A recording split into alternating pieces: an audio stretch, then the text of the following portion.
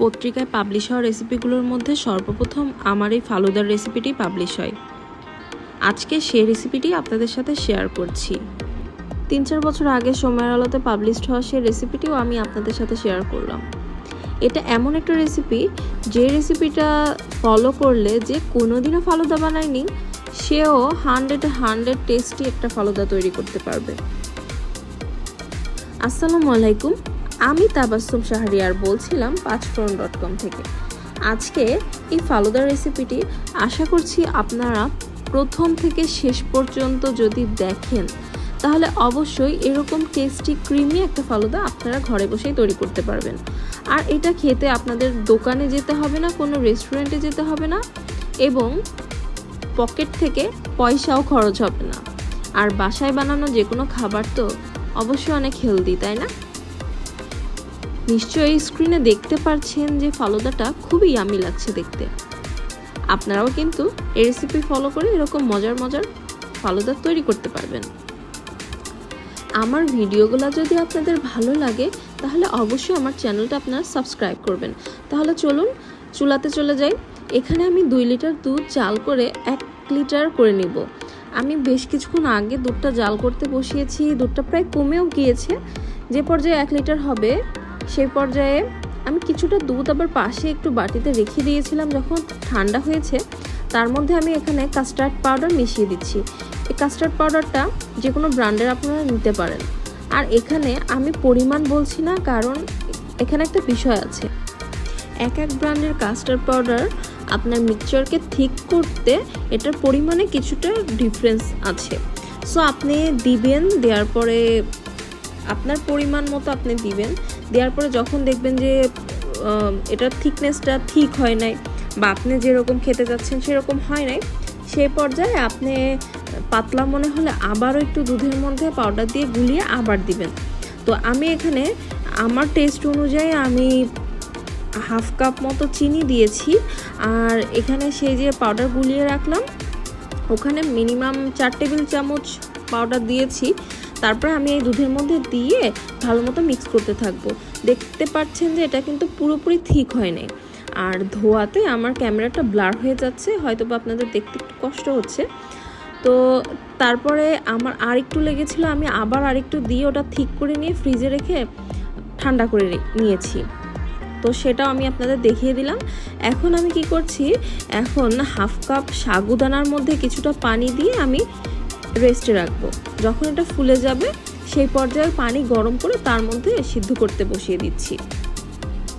এবং সাগুদানাটা সবসময় এভাবেই করার ট্রাই করবেন, তাহলে এটার সাগুর মধ্যে একটা গ্লেজিনেস থাকে। এরপর যখন এটা সিদ্ধ হয়ে যাবে, ভিতর থেকে যখন এরকম সাদা আঁশটা আর দেখা যাবে না, সেই পর্যায়ে ওটা আমরা একটা স্ট্রেনারে ঢেলে নিব। আর এখানে আমি কিছু ফ্রুটস নিয়েছি। এটা আপনাদের ইচ্ছা মতো নিতে পারেন, যে ধরনের ফ্রুটস পছন্দ করেন। এখন যেহেতু ড্রাগনের সিজন, সো আমি এখানে ড্রাগন নিয়েছি। যদিও ফালুদার মধ্যে ড্রাগন খুব একটা বেশি ভালো লাগে না, তারপর আমি নিয়েছি। ড্রাগনে খুব সুন্দর একটা কালার আছে। আর এখানে আমি নিয়েছি কলা, আঙ্গুর নিয়েছি, অ্যাপেল। এগুলো আমি ভালো মতো ছোট ছোট কিউব করে নিচ্ছি। স্লাইসগুলো দেখলে বুঝতে পারবেন যে কীরকম সাইজ করেছি। খুব বেশি বড় করার দরকার নেই, বড় সাইজ হলে গালে বাঁধে, খেতে খুব একটা বেশি ভালো লাগে না।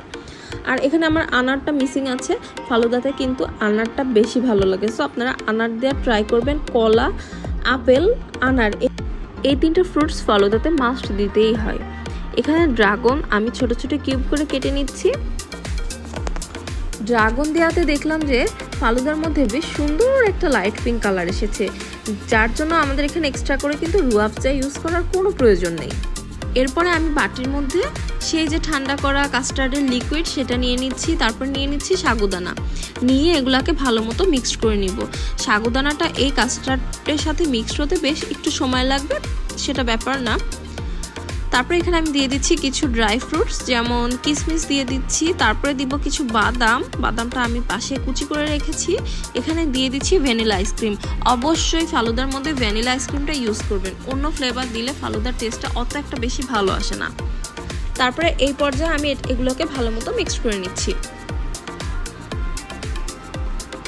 এই পর্যায়ে কিন্তু আইসক্রিম মাঝখানে দিয়ে মিক্স করবেন। দোকানেগুলোতে কি করে আইসক্রিমটা উপরে দেয়, তো আইসক্রিম আপনি উপরে দেন সেটা সমস্যা না, কিন্তু এই পর্যায়ে আপনাকে কিছু আইসক্রিম দিয়ে মিক্স করে নিতে হবে, তাহলে টেস্টটা বেশি ভালো আসে। এরপরে কিছু ফ্রুটস দিয়ে আমি এগুলাকে সুন্দর মতো অ্যাসেম্বল করে নিচ্ছি।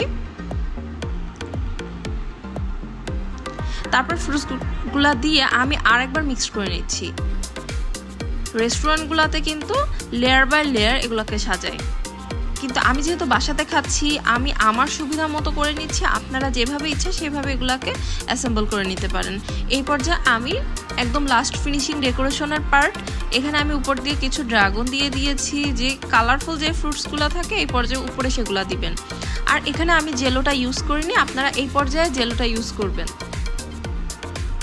জেলো বানানোর কোনো একটা রেসিপিতে আমি আপনাদের সাথে শেয়ার করব। তারপরে আবার কিছুটা আইসক্রিম দিয়ে দিচ্ছি। এখানে বেশ কয়েক ফ্লেভারের আইসক্রিম আপনারা উপর দিয়ে ইউজ করতে পারেন। আর এখানে আমি কিছু পেস্তা বাদামের কুচি দিয়ে দিচ্ছি, তারপরে দিয়ে দিব জাফরান। এগুলো অপশনাল আসলে। তারপরে আবার কিছুটা কিশমিশ দিয়ে নিচ্ছি।